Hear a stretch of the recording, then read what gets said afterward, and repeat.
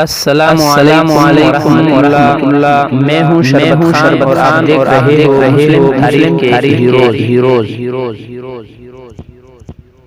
وہ ایک بہرحال قاتل اور بدنام زمانہ فاتح تھا۔ اس نے لاکھوں انسانوں کو قتل کر کے انسانی کے مینار بنائے۔ وہ دشمن کو قتل کر کے ہوتا تھا۔ وہ وحشی فاتح ایک لنگڑا بھی تھا۔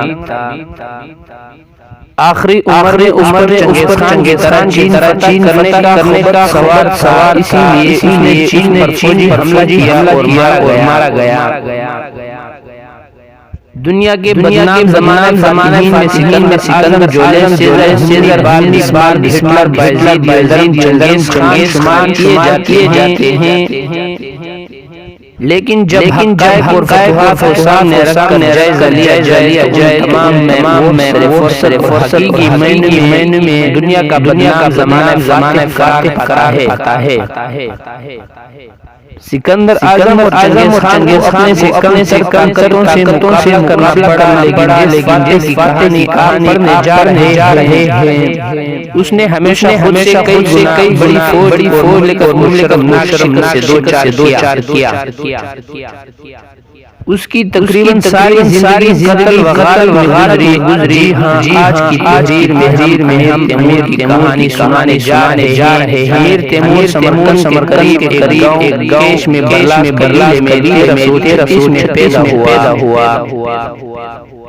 امیر تیمور قبیلے برلاس کا چنگیز خان کے قریبی تعلق تھا۔ اس کے والدین معمولی کے زمیندار تھے۔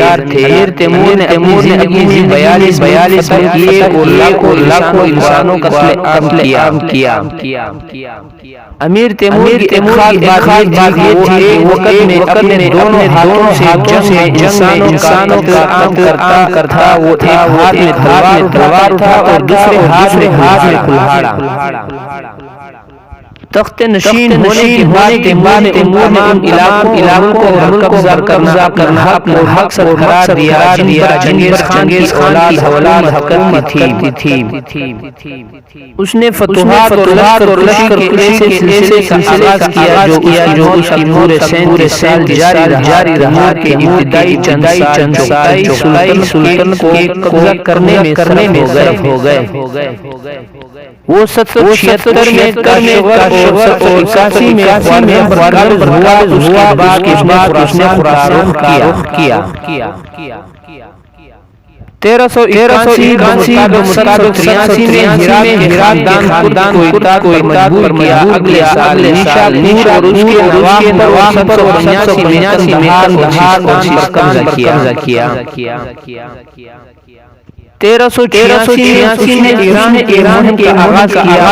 اس مہم کے دوران وہ شمالی ایران پر قابض ہو گیا۔ تیمور نے 1392 میں نئی لشکر کا آغاز کیا۔ اس مہم کے دوران اس نے ہمدان اور شیراز فتح کیا۔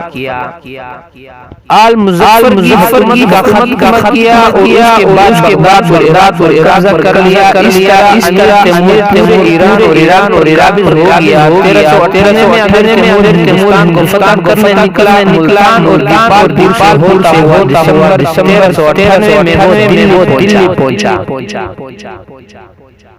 اس وقت دلی کے شاہ نصیر الدین میں تغلق کے پاس ہاتھی بڑی اور مضبوط تھی۔ کہا جاتا ہے کہ اس کے سامنے کوئی نہیں پاتا تھا۔ ساتھ ہی دلی کی فوج بھی کافی بڑی تھی۔ دلی فتح کرنے کے راستے میں تیمور نے ہسپندی نام کے ایک گاؤں کے پڑاؤ ڈالا۔ یہاں تیمور نے لوگوں میں خوف پھیلانے کے لیے تمام لوگوں لوٹ لیا گیا۔ اس کے بعد تمام قتل کر دیا گیا۔ پاس میں تغلق میں پارسیوں کی آبادی تھی۔ یہ لوگ آگ پوجا کرتے تھے۔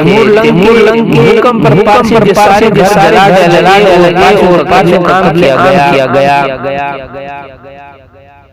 اس کے بعد تیمور کی فوج نے فتح کا رخ کیا۔ تیمور کے خرابے کی خبر سن کر پانی لوگ پہلے ہی شہر چھوڑ کر دلی کی طرف فرار ہو گئے تھے۔ پانی پت کر تیمور نے شہر کو کرنے کا حکم دے دیا۔ راستے میں لونے کے راجپوتوں نے تیمور کو روکنے کی ناکام کوشش کی۔ اب تک تیمور کے پاس تقریباً 1 لاکھ قیدی تھے۔ دلی پر چڑھائی کرنے سے قبل اس نے ان قتل کرنے کا حکم دیا۔ اس نے یہ بھی حکم صادر کیا کہ اگر کوئی فوجی بے قصور لوگوں کو قتل کرنے سے ہچکچائے تو اسے قتل کر دیا جائے۔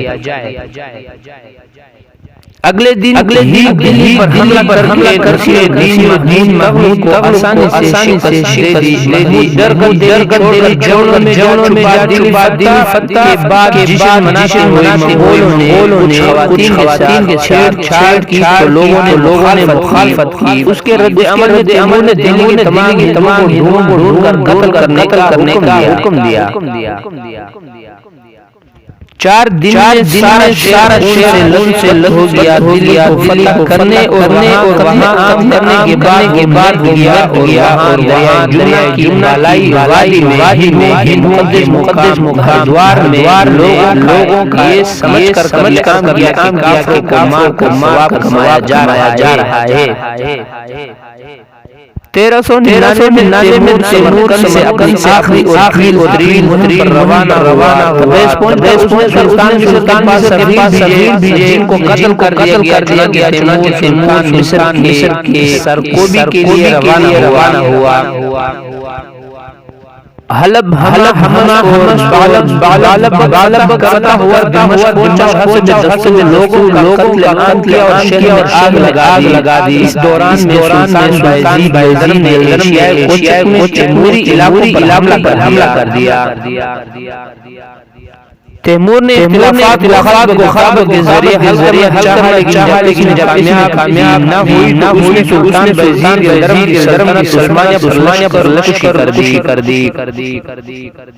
امیر تیمور نے ہزاروں کو زندہ کر دیا۔ سلطان بائزید اس وقت استنبول کے محاصرے میں مصروف تھا۔ تیمور کے حملے کی اطلاع ملی تو محاصرہ اٹھا کر اناطولیہ کی طرف روانہ ہوا۔ انقرہ کے قریب جولائی 1402 کو درمیان جنگ ہوئی جو انقرہ کے نام سے مشہور بائزید کو ہوئی اور گرفتار کر لیا گیا لیکن تیمور کے ساتھ عزت و احترام سے پیش آیا۔ سمرقند واپس آنے کے بعد تیمور نے چین پر تیاریاں شروع کر دی۔ ایک زمانے میں چنگیز خان کی اولاد میں رہ چکا اس لیے تیمور چین پر نہ حق سمجھتا۔ چین میں سردیاں شباب پر تھی اور بور ہاتھ عمر سے وہ شدید بیمار بھی۔ اسی دوران اس کی موت ہو گئی۔ 18 فروری 1405 کو چین کے دریائے کے کنارے شدید عالم میں سخت حالت میں 70 سال کی عمر میں مر گیا۔ امیر تیمور کی بحیثیت سالار صلاحیت انکار نہیں کیا جا سکتا لیکن اس نے اس صلاحیت سے جو کام لیا وہ اسلامی کے خلاف تھا۔ اس کی ساری فتوحات ذاتی شہرت اور ناموری علاوہ اور کچھ نہیں تھا۔ اس لحاظ سے خالد بن ولید غزنوی اور صلاح الدین ایوبی کے مقابلے میں پیش نہیں کیا جا سکتا۔ وہ انتقام کے معاملے میں بہت سخت مخالفت برداشت نہیں کرتا۔ وہ مسلمان ہونے کے باوجود انگریزی اور صفاتی میں چنگیز خان سے کم نہیں تھا۔ دلی اور اصفہان بغداد اور دمشق میں اس نے جو قتل عام کیا ہزاروں بے گناہ کے گھات اتار دیے گئے۔ انتقام کی شدت میں شہر کے شہاد دیتا تھا۔ خوارزم بغداد اور سرائے کے ساتھ اس نے یہی کیا۔ حقیقت یہ ہے کہ اس معاملے میں منگولوں کی طرح وہ بھی اللہ کا عذاب تھا۔ امیر تیمور کی شاہی خاندان کار نہیں تھا لیکن اپنی ذات سے البتہ وہ شاہی خاندان کی بنیاد ڈال گیا۔ غارت گر بنانے والا تھا مدرانے کی طرف ہوا تو بمثل امام تعمیر سکندر کی طرح کسی بادشاہ کا نہیں تھا اور نہ چنگیز کی طرح کسی لاؤ لشکر والے کا وارث تیمور کے بارے میں مورخین کے دو گروہ ہیں، ایک گروہ نے اس کو شیطان کہا اور دوسرے گروہ کے مطابق جیسا عالی مقام اور عالی ظرف کبھی پیدا نہیں ہوا۔ ایک گروہ کے مطابق قاتل فریب میں کامل علاوت میں خدا کا تھا، جبکہ دوسرے گروہ کے مطابق تیمور ہمت و شجاعت میں یکتا تھا۔ اسی لیے سارے شیعہ نے اس کے سامنے سر جھکایا۔ تیمور اگرچہ کے بڑے لڑنے والوں میں بڑا درجہ ہے، لیکن شاہ میں وہ بادشاہ تھا، لائق تھا، لیکن شوہر سخت گیر اور ظالم تھا۔ اسی وجہ سے تیمور کی سلطنت اس موت کے ساتھ مٹ گئی۔ آثار قدیمہ کی سمرقند میں تیمور لنگ کی قبر کشائی کی تھی، جس پر معلوم ہوا کہ تیمور لنگڑا جوانی میں جنگ میں وہ زخمی ہوا اور دائیں پیر سے لنگڑانے لگا، اسی وجہ سے اس کا نام لنگ پڑ گیا۔ ناظرین یہاں تک، باقی انشاءاللہ کل تک۔ سبسکرائب اور شیئر اور لائک، شکریہ۔